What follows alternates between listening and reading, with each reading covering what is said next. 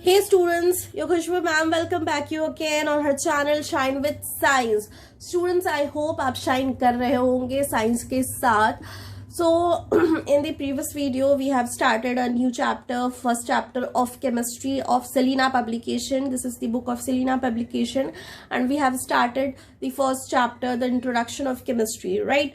So in this chapter chapter till now we have studied the famous scientists and their respective discoveries. Now let's start importance of chemistry. So what is the importance of chemistry? अब chemistry क्या है, वो कैसे existence में आया, alchemy आए, alchemist आए, फिर कैसे chemistry उससे अलग हुआ, जो भी historical background था ये सब कुछ हमने जान लिया. अब chemistry का importance क्या है, उसका महत्व क्या है, ये भी जानना बहुत जरूरी है. ठीक है, तो आइए जानते हैं. chemistry has played a vital role in the progress of mankind. मानव जाति के विकास के लिए, उसके उत्थान के लिए क्या है, केमिस्ट्री बहुत ही ज्यादा इंपॉर्टेंट रोल प्ले करता है, बहुत ही महत्वपूर्ण है. डायरेक्टली या इनडायरेक्टली सारे ह्यूमन एक्टिविटीज जो है केमिस्ट्री के नॉलेज पर डिपेंड करते हैं. ठीक है, हम माने या ना माने, डायरेक्ट तरीके से या इनडायरेक्ट वे में केमिस्ट्री के नॉलेज पे ही हमारा जो सारी ह्यूमन एक्टिविटीज है वो बेस्ड है. केमिस्ट्री फाइंड करता है कई सारे एप्लीकेशंस हमारी डेली लाइफ में केमिस्ट्री बहुत उपयोगी है. It also plays an important role in industries में भी इसका बहुत ही इम्पॉर्टेंट रोल है. जो कुछ भी हमारे पास है, जैसे फूड है, कॉस्मेटिक्स है, मेडिसिन है, फ्यूल्स है, सोप, डिटर्जेंट, ये सब कुछ क्या है, ये सारी की इंडस्ट्रीज है, इंडस्ट्री में बनते हैं. ठीक है, textile, paper etcetera incorporates chemistry. ये सारी जो भी इंडस्ट्री है ये केमिस्ट्री के आधार पे ही चलते हैं बच्चों. केमिस्ट्री के बिना कोई इंडस्ट्री नहीं चल सकती. कुछ भी बनता है, कोई भी चीज बनती है, जो भी चीज हम यूज कर रहे हैं सब में केमिस्ट्री छिपी हुई है, सब केमिस्ट्री के थ्रू बने हुए हैं. ठीक है, तो आगे देखते हैं वन बाय वन क्या यूजेस है. थाउजेंड्स ऑफ यूजफुल सब्सटेंसेस जो है प्रोड्यूस होते हैं केमिकल प्रोसेस से. जैसे कि सोप क्या है, केमिकल है. ठीक है, कॉस्मेटिक्स है केमिकल, डिटर्जेंट है केमिकल, टूथपेस्ट केमिस्ट्री के थ्रू बना है, कई सारी चीजों से मिलके बना है. ठीक है, तो उसमें केमिस्ट्री का यूज है. Shoe polish, nail polish, cloth, dye, plastic, paint, सब में केमिकल्स घुसे हुए हैं बच्चों. कुछ भी केमिकल फ्री नहीं है और ये सब केमिस्ट्री के थ्रू ही बनता है. ठीक है, केमिस्ट्री का बहुत इंपॉर्टेंट रोल है. केमिस्ट्री के बिना कोई चीजें बन नहीं पाएगी. ठीक है, तो केमिस्ट्री की study is very important. Then they in turn help in improving our national economy. इससे क्या होता है कि केमिस्ट्री इस तरीके से हमारी नेशनल इकोनॉमी को भी इम्प्रूव कर रहा है. सारी चीजें बन रही है केमिस्ट्री से और सारी चीजें बिक रही है. ठीक है, और ज्यादा बेटर चीजें बनती जा रही है केमिस्ट्री के हेल्प से. तो इससे क्या हो रहा है बच्चों की, हमारी जो नेशनल इकोनॉमी यानी हमारी जो आर्थिक व्यवस्था है वो भी दुरुस्त हो रही है, वो भी अच्छी हो रही है. ठीक है, क्योंकि ज्यादा चीजें बनेंगी, भले ही केमिकल से बन रही है भाई, जितनी ज्यादा चीजों का उत्पादन होगा, जितनी ज्यादा चीजें प्रोड्यूस होंगी, बिकेंगी, उससे क्या होगा कि हमारे जो आर्थिक व्यवस्था है, आर्थिक जो भी इकोनॉमी है हमारी, जो भी वो इम्प्रूव होगी. Let us now discuss the application and uses of chemistry in some of major fields. कुछ major fields में क्या importance है, application है, one by one देखते हैं. फूड और एग्रीकल्चर. सबसे पहले फूड और एग्रीकल्चर में क्या है, तो food supply to any society entirely depends on agriculture. Agriculture पे डिपेंड है. ठीक है, फूड की supply. Along with the quality of food, it is also important to increase its production. ठीक है, अब क्या है बच्चों की, जो क्वालिटी जो है फूड की, उसके साथ साथ क्या इम्पोर्टेंट है, प्रोडक्शन भी इम्पोर्टेंट है. ठीक है, ज्यादा से ज्यादा प्रोडक्शन कैसे हो. ठीक है, ये भी इम्पोर्टेंट है कि ज्यादा से ज्यादा प्रोडक्शन कैसे हो सकता है, ये भी जानना, ये भी मतलब प्रोडक्शन को भी बढ़ाना जरूरी है. ठीक है, अब हम इतनी मेहनत कर रहे हैं और हमको थोड़ा सा ही अनाज मिले तो ये तो मतलब बेकार रहेगा ना भाई. हम इतनी मेहनत कर रहे हैं तो हम चाहेंगे कि ज्यादा से ज्यादा अनाज प्रोड्यूस हो, हमें ज्यादा से ज्यादा प्रोडक्टिविटी मिले. विद इंक्रीजिंग पॉपुलेशन, क्योंकि जनसंख्या भी, पॉपुलेशन भी क्या है, बढ़ रही है, तो ज्यादा डिमांड है, इसलिए ज्यादा चीजें चाहिए. ठीक है, एक बार में ज्यादा चीजें चाहिए. तो this have been made possible by the development and application of advance techniques and methods of agriculture. तो ये जो प्रोडक्शन बढ़ाया गया, प्रोडक्टिविटी बढ़ाई जाती है कैसे, एग्रीकल्चर में नए नए एडवांस टेक्निक्स और मेथड यूज किए जाते हैं और उससे क्या होता है कि प्रोडक्टिविटी को बढ़ाई जाती है। तो केमिस्ट्री हेल्प करता है फार्मर्स को कई सारी तरीके से, ठीक है, केमिस्ट्री हेल्प करता है फार्मर्स को कई सारे तरीके से, प्रोवाइड करता है विद एग्रोकेमिकल्स देता है, जैसे फर्टिलाइजर, पेस्टिसाइड, इंसेक्टिसाइड्स और फंजीसाइड्स, ठीक है। फर्टिलाइजर्स क्या होते हैं? फर्टिलाइजर्स जो होते हैं वो केमिकल्स होते हैं जो जिसमें कि एसेंशियल न्यूट्रिएंट्स होते हैं जो कि क्रॉप की ग्रोथ के लिए जरूरी होते हैं, ठीक है। क्रॉप की ग्रोथ के लिए वो न्यूट्रिएंट्स जरूरी होते हैं और इससे उनकी उपज बढ़ती है। तो ये फर्टिलाइजर्स के अंदर बेसिकली क्या प्रेजेंट होता है? न्यूट्रिएंट्स प्रेजेंट होता है ये केमिकल, लेकिन केमिकल इसमें न्यूट्रिएंट्स प्रेजेंट होते हैं जो कि क्रॉप्स की प्रोडक्टिविटी को बढ़ाते हैं। वेल नोन फर्टिलाइजर्स जो है वो है क्या है? Urea, sodium nitrate, potash, ammonium phosphate, calcium nitrate, ये सब क्या है बच्चों? ये सारे फर्टिलाइजर्स है, ठीक है, केमिकल फर्टिलाइजर्स है जो कि एग्रीकल्चर में यूज किया जाता है, फार्मर्स के द्वारा इसे यूज किया जाता है। Next is pesticides, okay. Pesticides are the chemicals used to kill pests which affect the yield of crops and fruits. Example, aldrin.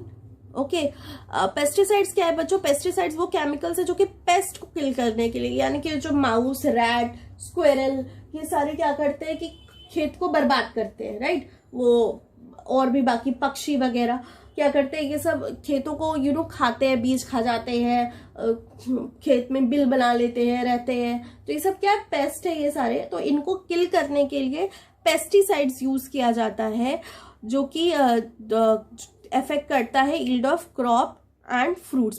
Paste क्या करते हैं?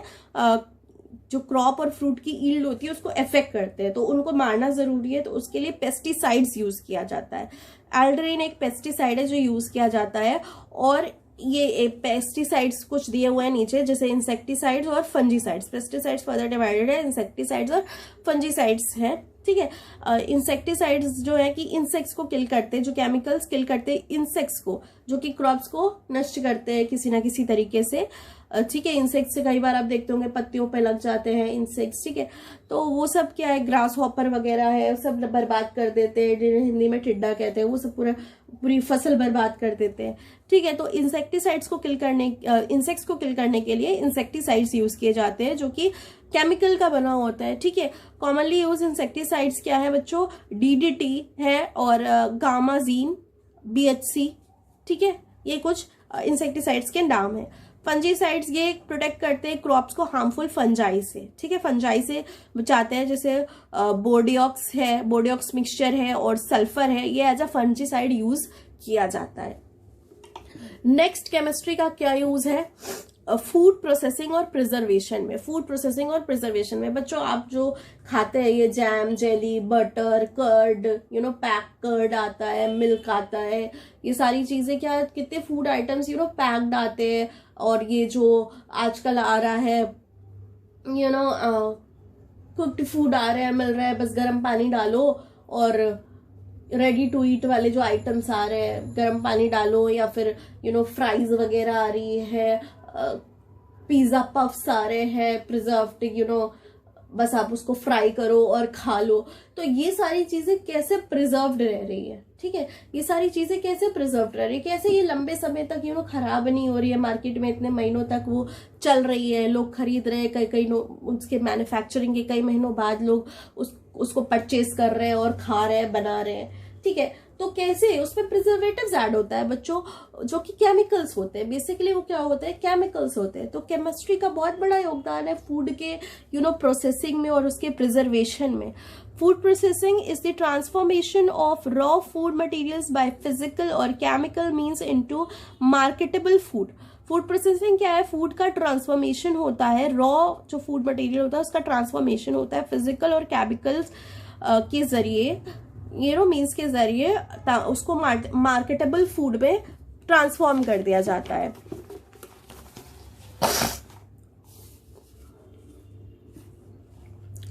Products that can be easily prepared and serve to the consumers, ताकि इसको आसानी से बनाया जा सके और कंज्यूमर को सर्व किया जा सके, ठीक है। आजकल तो सब कुछ मिल रहा है, मैगी से शुरुआत हुई थी, उसके बाद पोहा, तो मंचूरियन, तो गोलगप्पे और उपमा और भी न जाने तमाम तरीके के फ्रेंच फ्राइज, आपके पोटैटो बाइट्स, चीज बाइट्स, सब कुछ बिल्कुल बने बनाए ऐसे मिल रहे हैं।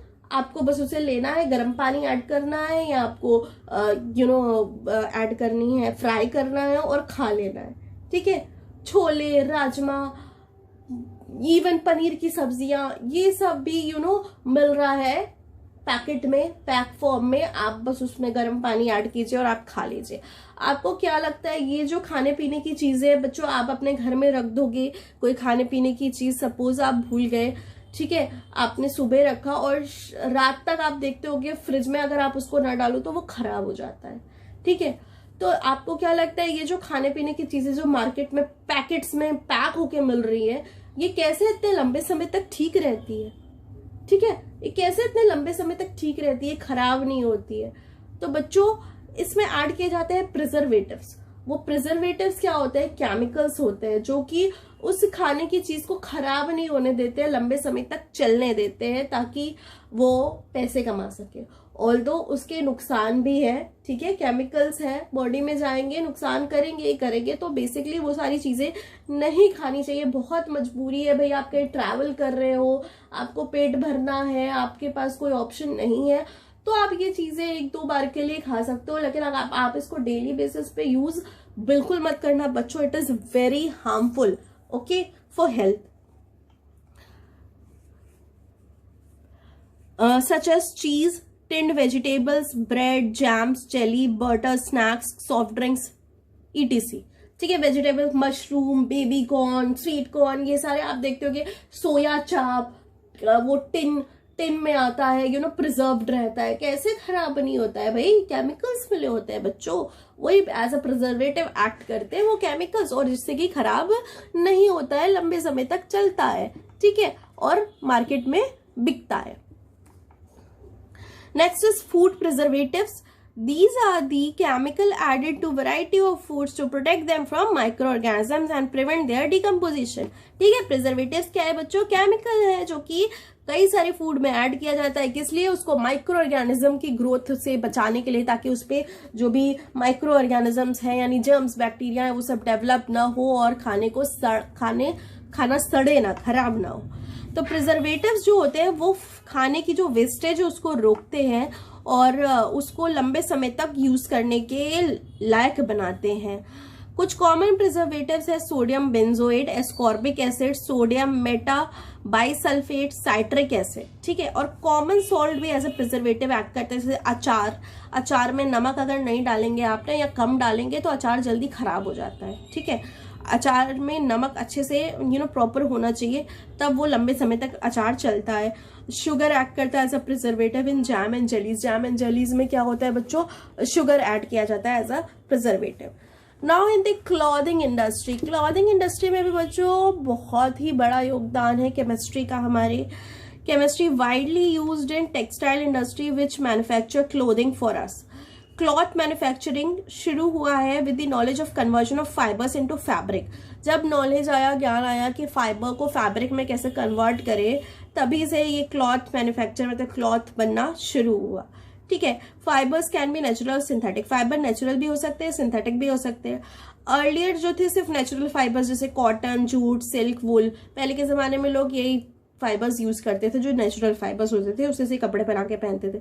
लेकिन जैसे जैसे समय बीता हम यूज करने लगे, क्या मतलब कि और भी सारे कपड़े आने लगे एग्जिस्टेंस में। ठीक है, और जो भी कपड़े मतलब मार्केट में आने लगे, कैसे आने लगे भाई? केमिकल्स मिला के। ठीक है, इन्हीं फैब्रिक्स में कुछ कुछ केमिकल्स मिला दिए गए हैं, कुछ कुछ केमिकल्स से नए फैब्रिक बना लिए गए। With more development synthetic fibres were also made. Synthetic fibres भी बन गए। ठीक है, लैब में फैब्रिक बन के तैयार हो गया, जैसे नायलॉन, स्पेंडेक्स, पॉलिस्टर, ये सारे क्या है? ये सारे सिंथेटिक फाइबर्स है, ये केमिकल से मिलके बने हुए हैं। ठीक है, तो दीज फाइबर्स, ये फाइबर्स क्या होते हैं? बहुत स्ट्रांग होते हैं। इस पर रिंकल आपने कभी देखा है कि नायलॉन पे सिकुड़न पड़ी हुई है? नायलॉन को आयरन करने की जरूरत पड़े कभी? नहीं, कॉटन को आयरन करना पड़ता है। कॉटन को आयरन करना पड़ता है। सिल्क में भी कम रिंकल्स पड़ते हैं, लेकिन पड़ते कॉटन में तो सबसे ज्यादा रिंकल्स पड़ते हैं। ठीक है। लेकिन ये स्पैंडेक्स, नायलॉन, पॉलिस्टर, इन सबों को आयरन की जरूरत नहीं है। ये सब बिल्कुल एकदम आप पहनते रहिए, ना इस पे सिलवट पड़ेगी, ना ये जल्दी खराब होगा, क्योंकि बहुत स्ट्रांग होता है और जल्दी सूख भी जाते हैं, है ना। तो they are used to make towels, इन सब का इस्तेमाल टावल, बेडशीट, बैग, पर्दे, कारपेट, कंबल, ड्रेस मटेरियल, ये सब बनाने के लिए इन सब सिंथेटिक फाइबर्स का यूज किया जाता है। Next is medicine. मेडिसिन के फील्ड में तो ऑब्वियसली जो पूरी फार्मास्यूटिकल इंडस्ट्री है वो ही केमिकल बेस्ड है। केमिकल्स के बिना तो मेडिसिन बन ही नहीं सकती है। तो extensive research by chemist has led to the discovery and production of a large number of medicinal drugs, ठीक है।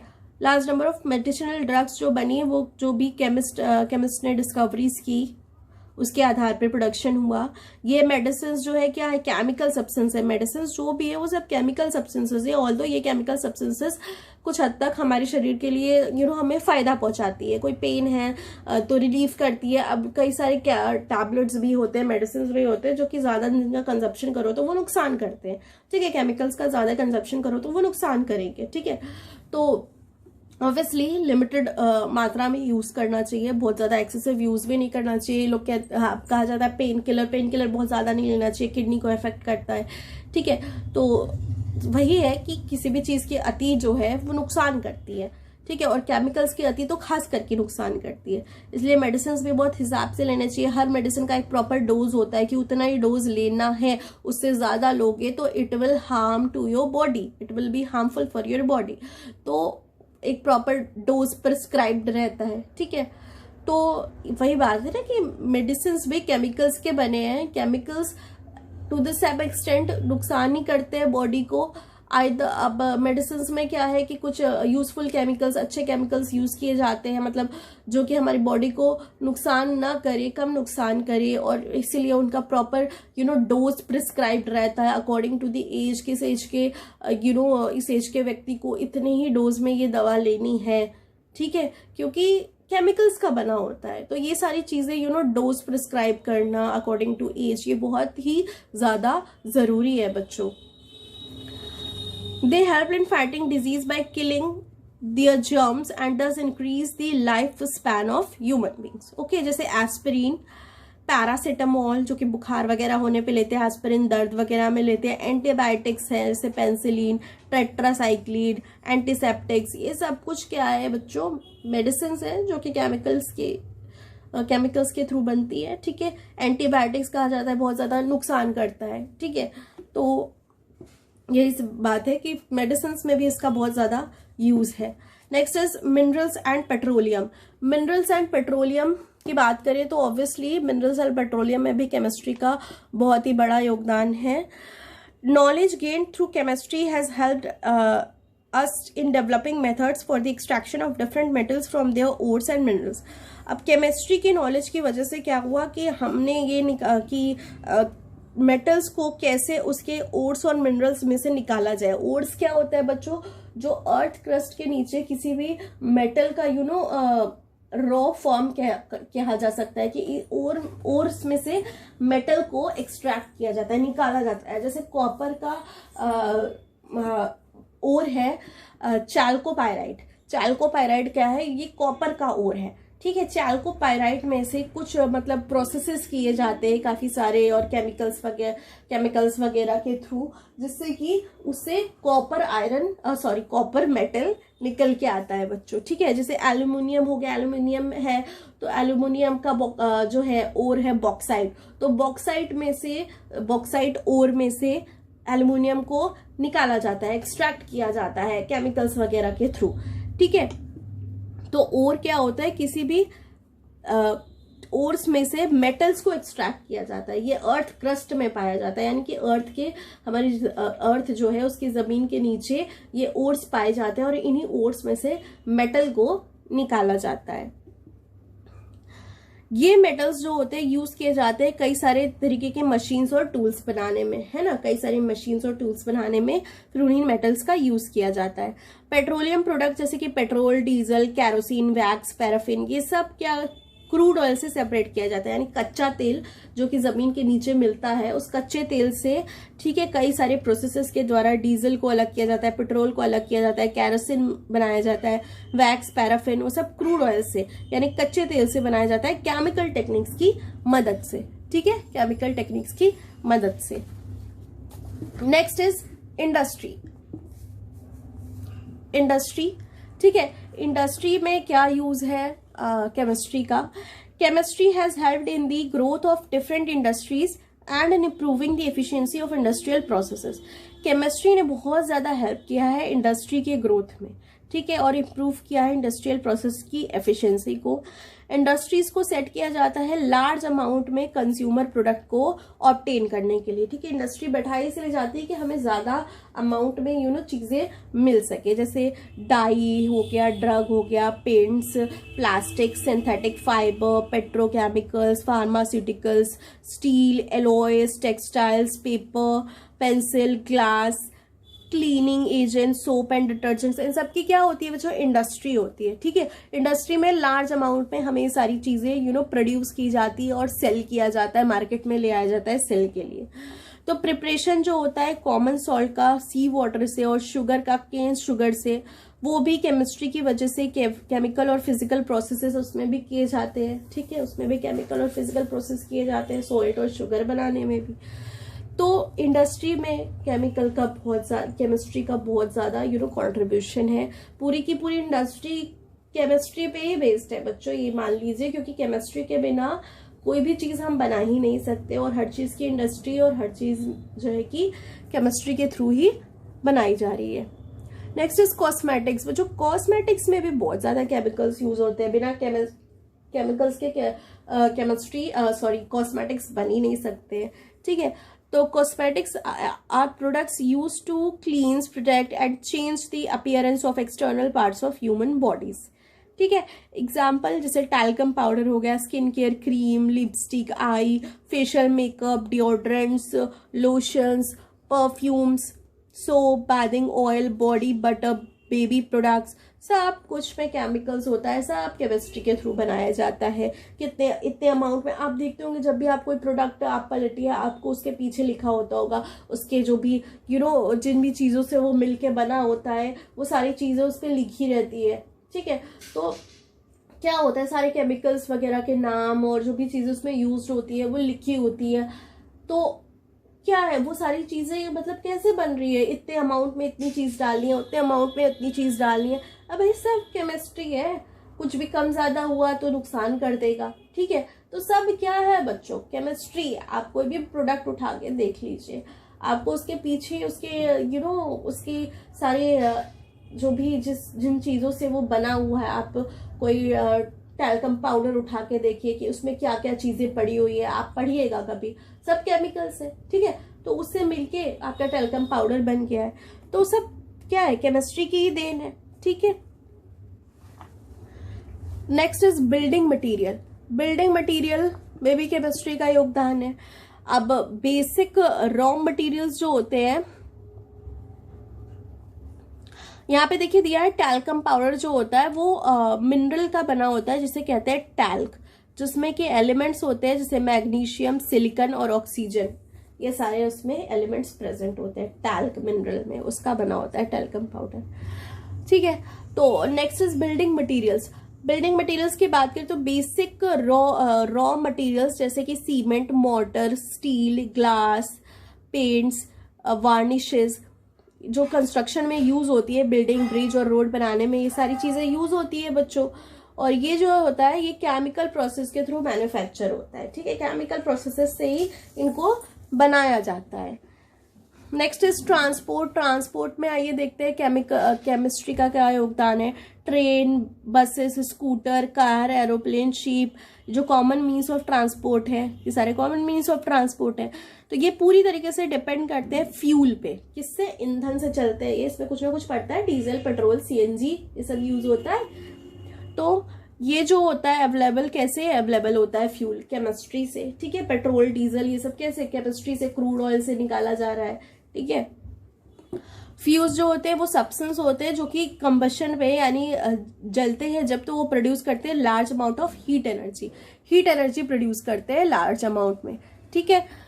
तो जैसे कि हम यूज कर सकते हैं, जैसे कुकिंग गैस एलपीजी हो गया, petrol, diesel, compress natural gas जिसे सीएनजी आप शॉर्ट फॉर्म में कहते हैं, ये सब यूज किया जाता है ऑटोमोबाइल्स में और कुकिंग पर्पसेस के लिए भी यूज किया जाता है।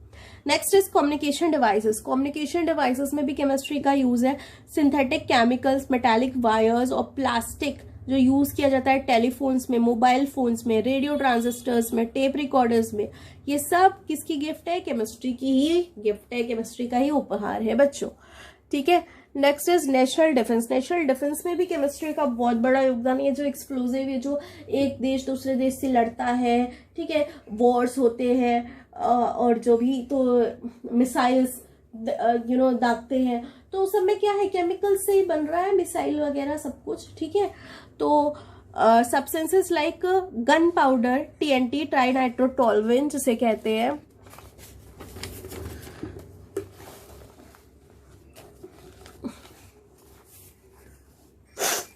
ठीक, trinitrotoluene, phosphorus, chemical weapons, laughing gas, इन सब का यूज किया जाता है, ठीक है।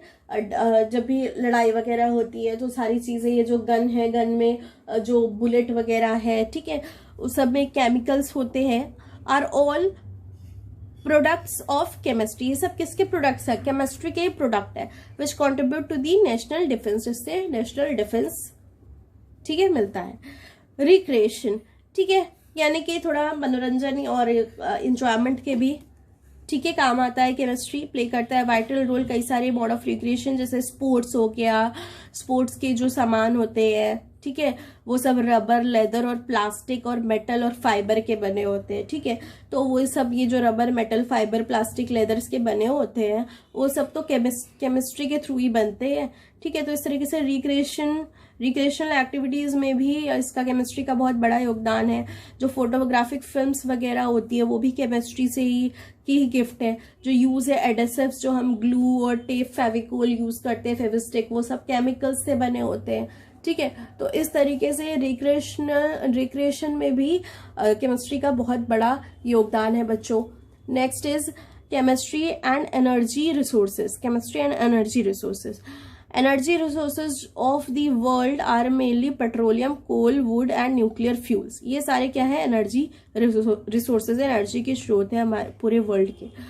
तो ये तेजी से न खत्म हो, ठीक है, कोल और पेट्रोलियम बचे रहे, तेजी से न खत्म हो, तो उसके लिए कई सारे प्रयास कर रहे हैं केमिस्ट, ताकि एक alternative source of energy use की जाए। क्या होगा कि इसके जगह पे कोई और अगर सोर्स ऑफ एनर्जी यूज की जाएगी तो इससे क्या होगा कि ये सारी चीजें बचेंगी थोड़ी, जैसे solar energy, ocean energy, biogas, ये सारी क्या है? इनएग्जॉस्टेबल सोर्सेज है, ये एग्जॉस्ट नहीं होंगे कभी। आपको सन ऑल टाइम मिल रहा है सोलर एनर्जी देने के लिए, वाटर ऑल टाइम प्रेजेंट है ओशियन एनर्जी देने के लिए, ठीक है। केटल्स वगैरह जो है, और भी केटल्स वगैरह लगातार वो डंक क्रिएट कर रहे हैं, बायोगैस वगैरह बनाने के लिए। तो ये सारी चीजें इनएग्जॉस्टेबल है। लेकिन कोल, पेट्रोलियम एक वक्त के बाद धरती के नीचे खत्म हो सकता है, ठीक है, उसकी कमी हो सकती है। तो इन सारी चीजों को बचाने के लिए ऑल्टरनेटिव एनर्जी के फॉर्म्स केमिस्ट लेके आए हैं, solar energy, biogas, ocean energy. तो ये सब भी क्या है? एक तरीके से केमिस्ट्री का ही कंट्रीब्यूशन है इसमें। Thus the progress of the human race is dependent on chemistry। तो जो विकास है, जो भी उत्थान है, उन्नति है जो भी ह्यूमन रेस की, मानव जाति की, वो केमिस्ट्री पे डिपेंड करती है, निर्भर करती है।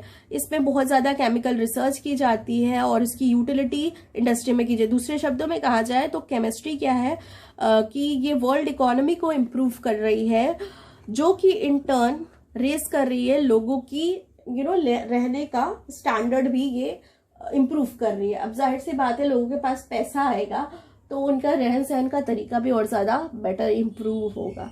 तो इस तरीके से केमिस्ट्री क्या कर रही है? हमारी इकोनॉमी को इम्प्रूव कर रही है, और इकोनॉमी को इम्प्रूव करने के साथ साथ ही क्या हो जा रहा है कि हमारा जैसे रहने का जो, रहन सहन का जो तरीका है, स्टैंडर्ड ऑफ लिविंग है, वो भी इम्प्रूव हो रहा है। ठीक है। तो ये सारे क्या थे, इंपॉर्टेंस थे केमिस्ट्री के, सारे इंपॉर्टेंस थे केमिस्ट्री के। तो बहुत सारे इंपॉर्टेंस है केमिस्ट्री के, food preservatives, agriculture, cosmetics, fertilisers, हमारे जो है कि नेशनल डिफेंस में, मेडिसिन्स और बहुत सारी चीजें। ठीक है, तो बहुत ज्यादा हर फील्ड में देखा जाए तो केमिस्ट्री का बहुत ही ज्यादा योगदान है और बहुत ही ज्यादा। तो बच्चों, केमिस्ट्री के क्या फायदे हैं, उसकी क्या इम्पोर्टेंस है, ये तो हमने जान लिया। लेकिन बच्चों, अब किसी चीज का कुछ फायदा होता है तो उसका कुछ नुकसान भी होता है। ठीक है, उसका कुछ नुकसान भी होता है। तो इसी तरीके से केमिस्ट्री का भी कुछ नुकसान है, मतलब उसके भी कुछ डार्क साइड्स हैं। तो आइए देखते हैं डार्क साइड ऑफ केमिस्ट्री क्या है। Dark side of chemistry, the knowledge of chemistry has given us many useful products which has made our day to day life very convenient. ठीक है, केमिस्ट्री ने हमें ऐसे बहुत सारी मतलब यूजफुल प्रोडक्ट्स बना के दिए हैं, केमिस्ट्री की वजह से बन पाए हैं, जो कि हमारी डे टू डे लाइफ में को बहुत ही ज्यादा कन्वीनियंट, ईजी बना दिया है। ठीक है, तो लेकिन इससे क्या होता है कि इससे कुछ लाइफ थ्रेटनिंग सब्सटेंसेस भी, जैसे इससे कुछ ऐसे भी पदार्थ बन गए हैं जो कि जिंदगी के लिए एक खतरा है। ठीक है, जिंदगी के लिए एक खतरा है।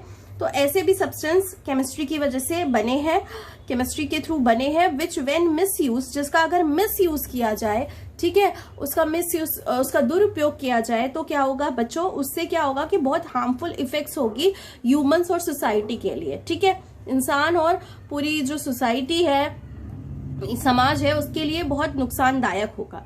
तो कुछ इसमें से क्या है बच्चों, केमिकल वेपन्स। ये जो केमिकल वेपन्स नेशनल डिफेंस के लिए बनाए गए हैं, उनका इस्तेमाल नेशनल डिफेंस में तो किया ही जाता है, लेकिन क्या होता है कि कभी कभार आप लोगों ने देखा होगा टेररिस्ट वगैरह जो होते हैं, टेररिस्ट, आतंकवादी, वो क्या करते हैं, वो इन्हीं केमिकल वेपन्स का यूज करते हैं, बॉम्ब प्लांट करते हैं, ये सारी चीजें वो करते हैं। तो उससे क्या होता है, उससे बहुत सारी पॉपुलेशन डिस्ट्रॉय हो जाती है ना, लोगों की जान चली जाती है। बॉम्ब जो भी करते हैं वो लोग प्लांट करते हैं, टेररिस्ट वगैरह।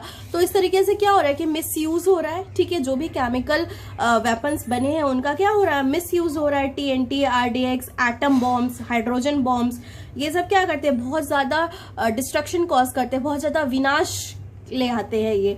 और इनका अगर मिस यूज किया जाएगा तो ये क्या करेगा, जैसे आतंकवादी जो उसका मिस यूज करते हैं, टेररिस्ट वगैरह, टेररिज्म फैलाने के लिए। ठीक है, तो इस तरीके से क्या हो रहा है कि ये एक तरीके से इसका डार्क साइड हुआ केमिस्ट्री का, कि ये एक तरीके से आशीर्वाद है केमिस्ट्री, तो अभिशाप भी है एक तरीके से। केमिस्ट्री यहाँ पे अभिशाप बन जाता है अगर मिस यूज किया जाए केमिकल वेपन्स का। तो although some explosive can potentially contribute to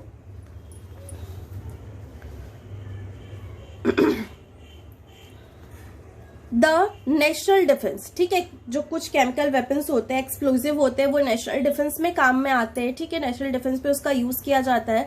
उनके एप्लीकेशंस को जो है अवॉइड करना चाहिए, उनका इस्तेमाल कम से कम करना चाहिए, कोशिश करनी चाहिए कि उसका इस्तेमाल न किया जाए।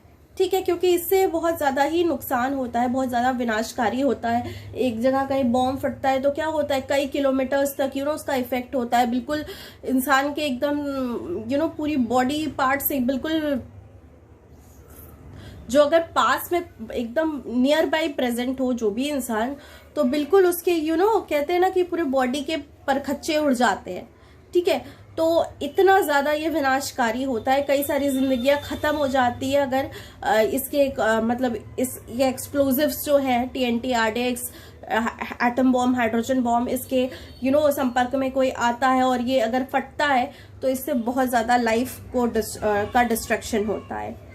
Next is addictive drugs. Addictive drugs यानी कि वो जो नशे करने वाली जो ड्रग्स होते हैं, जो आप लोगों ने टीवीज में, मूवीज में सुना होगा, देखा होगा कि ड्रग्स होता है। ठीक है, ड्रग्स की स्मगलिंग की जाती है। क्यों? वो बैंड है, वो बैन किया गया है। क्यों? क्योंकि वो नुकसानदेह होता है। वो क्या करता है, वो इंसान को बिल्कुल अपना एडिक्टिव बना देता है, बिल्कुल अपना नशा का मतलब अधीन बना देता है। फिर इंसान किसी लायक बचता नहीं है कि वो कुछ अपनी normal day to day life की एक्टिविटीज सब कुछ कर सके प्रॉपर तरीके से। वो दिन भर नशे में धुत पड़ा रहता है, उसको बिल्कुल उस चीज का नशा हो जाता है, ड्रग्स का। और फिर वो उसकी लाइफ धीरे धीरे क्या होती है कि डिस्ट्रॉय होने लगती है, मेंटली और फिजिकली वो वीक होने लगता है। तो इस तरीके से क्या होता है कि जो एडिक्टिव ड्रग्स होते हैं वो भी बनते तो है केमिस्ट्री के थ्रू ही, केमिकल्स के थ्रू ही, लेकिन क्या है, नुकसान है ये इंसान के लिए, ठीक है। There are many harmful drugs like cocaine, brown sugar, heroin, angel dust, जो कि लोगों को स्पेशली यंगर जनरेशन जो है उसको एडिक्टेड बना रहे हैं। कुछ लोग क्या करते हैं कि ड्रग्स की स्मगलिंग करते हैं, कुछ लोग पैसों के लिए क्या करते हैं कि कॉलेज स्टूडेंट्स को या स्कूल के छोटे मतलब बच्चों को क्या करते हैं कि जो टीनेजर्स होते हैं उनको वो पैसे के लिए धीरे से बहला फुसला के ड्रग्स बेचते हैं, और बच्चे क्या करते हैं कि एक बार वो ड्रग्स लेते हैं तो फिर उनको उसका नशा हो जाता है, वो बिल्कुल उसके एडिक्टिव हो जाते हैं, उसके बिना रह नहीं पाते। लेकिन इससे क्या होता है, वो रह नहीं पाते, उससे क्या होता है कि धीरे धीरे करके उनका जो माइंड होता है, उनका जो ब्रेन होता है, उनकी जो बॉडी की डेवलपमेंट होती है वो रुक जाती है, और वो धीरे धीरे करके बीमार होते जाते हैं और फिर वो कुछ भी काम करने के लायक नहीं रहते और जान भी चली जाती है, ठीक है। तो इस तरीके से क्या होता है कि ड्रग्स से पूरी लाइफ जो है डिस्ट्रॉय हो जाती है इंसान की। इसलिए इस तरीके से ये भी क्या है, एक तरीके से अभिशाप है, ठीक है। When consumed frequently, they can even become fatal. जब इसको फ्रिक्वेंटली लिया जाए, यानी कि रोज डेली बेसिस पे जल्दी अगर इसका यूज किया जाए, तो इससे क्या होगा कि फेटाल होता है, यानी कि जानलेवा होता है, जान ले लेता है इंसान की। नेक्स्ट इज पॉल्यूटेंट्स बच्चों, यानी कि पॉल्यूटेंट्स ऐसे एजेंट्स होते हैं जो कि पॉल्यूशन क्रिएट करते हैं, ठीक है। तो जैसे स्मोक निकलती है इंडस्ट्रीज में, क्या होती है, बड़ी बड़ी चिमनी होती है, इंडस्ट्री की जो भी वेस्ट होती है, मतलब जो भी धुआं होता है वो सब चिमनी से बाहर निकलता है, ठीक है। तो वो जो पॉल्यूटेड, वो जो स्मोक है वो क्या करता है, एयर को पॉल्यूट करता है, ठीक है। क्या इंडस्ट्री में केमिकल के थ्रू चीजें बन रही है, अब उससे जो है कि धुआं निकल रहा है, उससे क्या हो रहा है, स्मोक निकल रहा है, अब उसमें हार्मफुल गैसेस भी प्रेजेंट है जो कि एयर को पोल्यूट कर रही है। कार्बन डाइऑक्साइड है, वो ग्लोबल वार्मिंग क्रिएट कर रहा है, बहुत ज्यादा एटमॉस्फेयर को गर्म कर दे रहा है, ठीक है। फिर इंडस्ट्रियल इफ्लुएंट्स निकलते हैं, यानी इंडस्ट्रीज में जब काम होता है तो भाई पानी वगैरह का भी तो काम होता है, चीजें धुली जाती है, तो उसमें जो होता है केमिकल्स मिक्स्ड होते हैं, वो उसको जो है कि छोड़ दिया जाता है बाहर, मतलब फील्ड में ऐसे ही। तो उससे क्या होता है कि वाटर बॉडीज में छोड़ दिया जाता है बिना किसी ट्रीटमेंट के। तो उससे क्या होता है कि इस तरीके से सॉइल भी पोल्यूट हो रहा है, उसमें केमिकल्स प्रेजेंट है, तो सॉइल की जो प्रोडक्टिविटी है, मतलब सॉइल का जो उपज जो क्वालिटी है, फर्टिलिटी है, उसको इफेक्ट।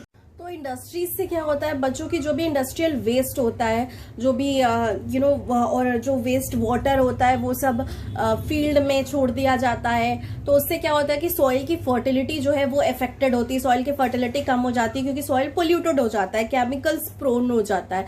इसी तरह वाटर बॉडीज में जब वेस्ट वाटर ड्रेन कर दिया जाता है तो उससे क्या होता है कि जो एक्वेटिक एनिमल्स हैं, जो एक्वेटिक लाइफ है वो अफेक्टेड होती है, प्लांट से लेके जो भी ऑर्गेनिजम्स है, फिशेस है, एक्वेटिक एनिमल्स है, वो सब कुछ मतलब वो भी क्या होते हैं कि पूरी वाटर पोल्यूटेड हो जाती है, तो उनकी लाइफ जो है थ्रेटन हो जाती है, उनकी जिंदगी खतरे में पड़ जाती है, वो मरने लगते हैं, ठीक है। तो इस तरीके से क्या हो रहा है कि ये पॉल्यूटेंट्स, एज अ पॉल्यूटेंट भी many harmful substances called pollutants like poisonous gases, smoke, waste products etc are produced due to various industrial processes, ठीक है।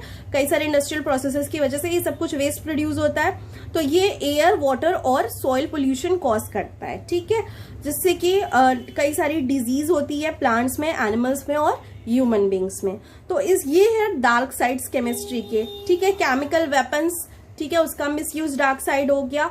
एडिक्टिव ड्रग्स जो है वो एक डार्क साइड है, और क्या है, पॉल्यूटेंट्स एंड इंडस्ट्रियल वेस्ट, जो भी स्मोक और जो भी इंडस्ट्रियल इफ्लुएंट निकल रहा है वो सब पॉल्यूशन कॉज करता है एयर, वाटर और सॉइल में, ठीक है। ये फुल फॉर्म्स बच्चों आप लर्न कर लीजिएगा। LPG that is liquefied petroleum gas, DDT di chlorophenyl tri chloroethane, BHC benzene hexa chloride, TNT tri nitrotoluene, and RDX is rapid detonating explosive.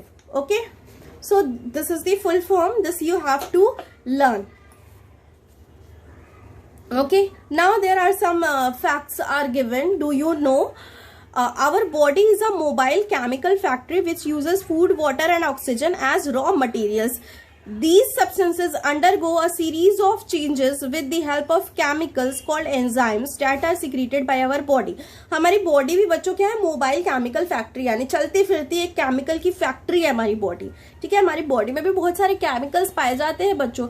ये जो हम आता है हमारी बॉडी में, जो प्रोटीन है, कार्बोहाइड्रेट है, फैट है, ये विटामिन मिनरल्स, ये सब क्या है, ये सब एक बायो का एक अलग से ब्रांच है जिसे कहते हैं बायोकेमिस्ट्री। इसमें हम इन सब चीजों का अध्ययन करते हैं, स्टडी करते हैं, बायोकेमिस्ट्री। ठीक है बच्चों, जो भी मॉलिक्यूल्स पाए जा रहे हैं, न्यूट्रिएंट्स, ये सब क्या है, एक तरीके के केमिकल्स ही है, बायोकेमिकल्स है। ठीक है, तो इसकी बायोकेमिस्ट्री में स्टडी की जाती है। Food, water and oxygen as raw material, और हम यूज करते हैं क्या, फूड, वाटर और ऑक्सीजन रॉ मटेरियल की तरह हम यूज करते हैं। ये सारे सब्सटेंसेस में क्या होते हैं, कई सारे चेंजेस होते हैं। हाँ, और वो चेंजेस होते हैं किसकी वजह से, केमिकल्स की हेल्प से। हमारी बॉडी में कौन सा, एक एंजाइम्स प्रेजेंट होता है।